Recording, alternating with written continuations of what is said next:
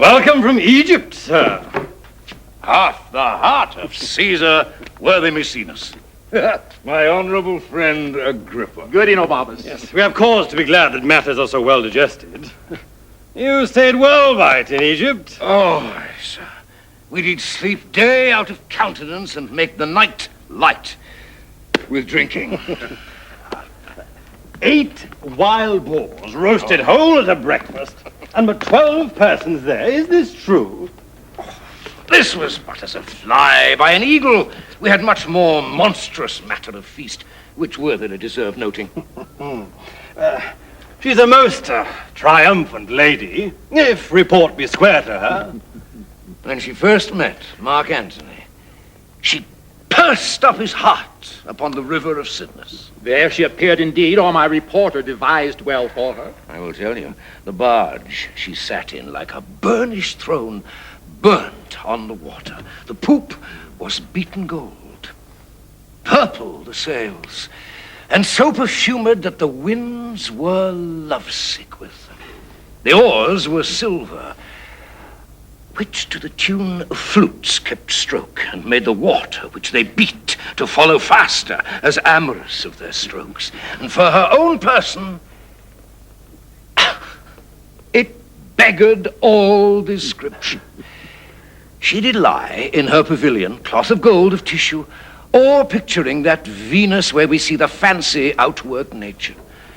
On each side her stood pretty, dimpled boys, like smiling cupids with divers-colored fans, whose winds did seem to glow the delicate cheeks which they did cool, and what they undid, did. Oh, rare for Antony. Gentlewomen, like the Nereids, so many mermaids, tended her the eyes and made their bends adornings. At the helm, seeming mermaid steers. The silken tackle swell with the touches of those flower-soft hands that yearly frame the office. From the barge, a strange invisible perfume hits the sense of the adjacent wharves. The city cast her people out upon her, and Antony, enthroned into the marketplace, did sit alone, whistling to the air, which but for vacancy had gone to gaze on Cleopatra too, and made a gap in nature. Rare Egyptian.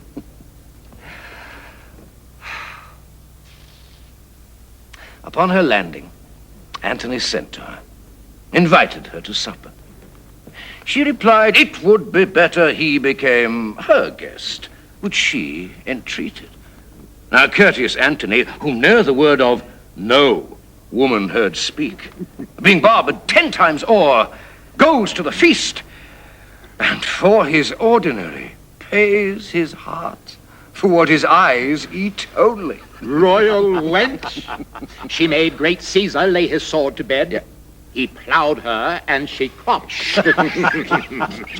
I saw her once hop 40 paces through the public street, and having lost her breath, she spoke and panted that she did make defect perfection, and breathless, power breathed forth. Now Antony must leave her utterly. Never. He will not. Age cannot wither, nor custom stale her infinite variety. Other women cloy the appetites they feed, but she makes hungry where most she satisfies.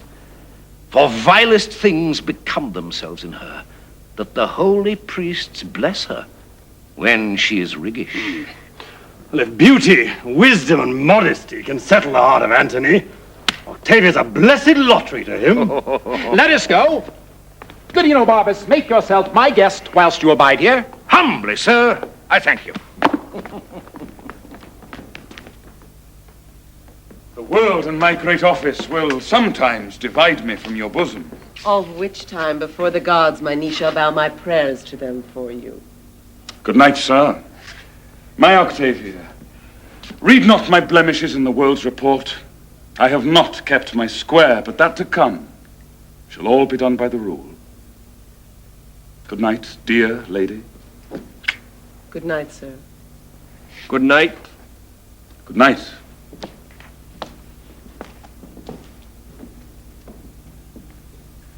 Now, Sirrah. Sirrah!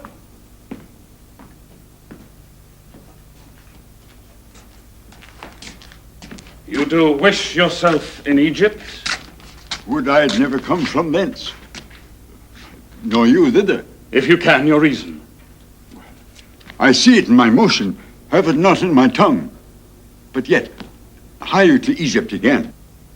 Say to me, whose fortunes shall rise higher, Caesar's or mine? Caesar's. But therefore, Antony, stay not by his side. Thy demon, that spirit that keeps you, is noble, courageous, high, unmatchable.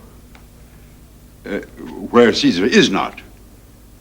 But near him, the angel becomes afeard as being o'erpowered. Therefore, make space between you. Speak this no more. To none but thee. No more. But when to thee? If thou dost play with him at any game, thou art sure to lose. As of that natural luck, he beats thee against the odds. Thy lustre thickens when he shines by. I say again, thy spirit is all afraid to govern thee near him, but he away. 'Tis noble. Get thee gone. Say to Ventidius I would speak with him. He shall to Parthia. Be it art or hap, he hath spoken true. The very dice obey him. And in our sports, my better cunning faints under his chance. His cocks do win the battle still of mine when it is all to naught, and his quails ever beat mine, inhooped, at odds. I will to Egypt, although I made this marriage for my peace. In the east, my pleasure lies. Give me some music, moody food of us that trade in love. Music, oh. Oh, let it alone. Let's to billiards, come, Charmian. Oh, my arm is sore, best to play with Mardian. As well a woman with an eunuch played as with a woman. Come, you'll play with me, sir. As well as I can, madam. And when goodwill is showed, though it come too short, the actor may plead pardon. Oh, now. Give me mine angle. We'll to the river there, my music playing far off. I will betray tawny-finned fishes. My bended hook shall pierce their slimy jaws, and as I draw them up, I'll think them every one an Antony, and say, aha, you're caught. 'Twas merry when you wagered on your angling, when your diver did hang a saltfish on his hook, which he with fervency drew up. Oh, that time, times I laughed him out of patience. And that night I laughed him into patience, and next morn, ere the 9th hour, I drunk him to his bed, then put my tires and mantles on him, whilst I wore his sword Philippan. Oh, from Italy! Ram thou thy fruitful tidings in mine ears that long time have been barren. Madam, Antony's dead.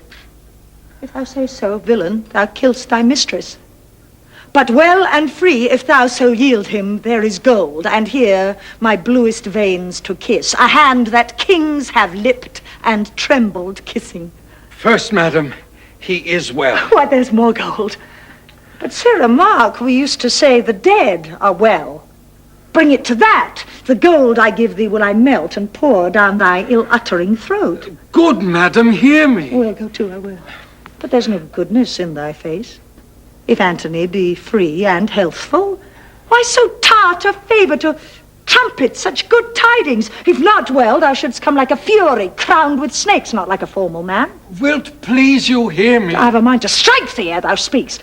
Yet, if thou sayest Antony lives, is well, or friends with Caesar, or not captive to him, I'll set thee in a shower of gold, and hail rich pearls upon thee. Madam, he's well. Well said. And friends with Caesar. Thou art an honest man. But Caesar and he are greater friends than ever. Make thee a fortune from me. But yet, madam... I do not like but yet. It does allay the good precedence. spy upon, but yet is as a jailer to bring forth some monstrous malefactor. Prithee, friend, pour forth the pack of matter to mine ear, the good and bad together. His friends is Caesar, in state of health thou sayest, and thou sayest free. Free, madam? Oh, no, I made no such report. He's bound unto Octavia. For what good turn? For the best turn of the bed. I'm pale, Charmian. Madam, he's married to Octavia. Most infectious pestilence upon thee! What say you? Hence, horrible villain! Or I'll spurn thine eyes like balls before me. I'll unhair thy head. Thou shalt be whipped with wire and stewed in brine, smarting in lingering pickle. Oh, gracious madam, I that do bring the news made not the match. And 'tis not so. A province I will give thee and make thy fortunes proud. The blow thou hast shall make thy peace for moving me to rage, and I will boot thee with what gift beside thy modesty can beg. He's married, madam. Rogue! Thou hast lived too long! Nay, then I'll run. What means you, madam? I have made no fault. Good madam, keep yourself within yourself. The man is innocent. Some innocents scape not the thunderbolt. Melt Egypt into Nile, and kindly creatures turn all to serpents. Call the slave again. Though I am mad, I will not bite him. Call. He is afeard to come. I will not hurt him. These hands do lack nobility that I strike 'em meaner than myself, since I myself have given myself the cause. Come hither, sir. Though it is honest, it is never good to bring bad news. Give to a gracious message an host of tongues, but let ill tidings tell themselves when they be felt. I have done my duty. Is he married? I cannot hate thee worser than I do if thou again sayest yes. He's married, madam. The gods confound thee. Dost thou hold there still? Should I lie, madam? Oh, I would thou didst so. Half my Egypt was submerged and made a cistern for scaled snakes. Go, get thee hence. Hadst thou Narcissus in thy face, to me thou wouldst appear most ugly. He is married. I crave your highness' pardon. He is married. Oh, take no offense that I would not offend you. To punish me for what you make me do seems much unequal.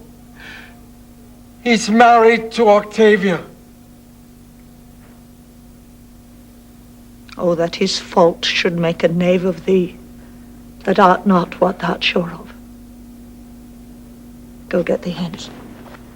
The merchandise which thou hast brought from Rome are all too dear for me.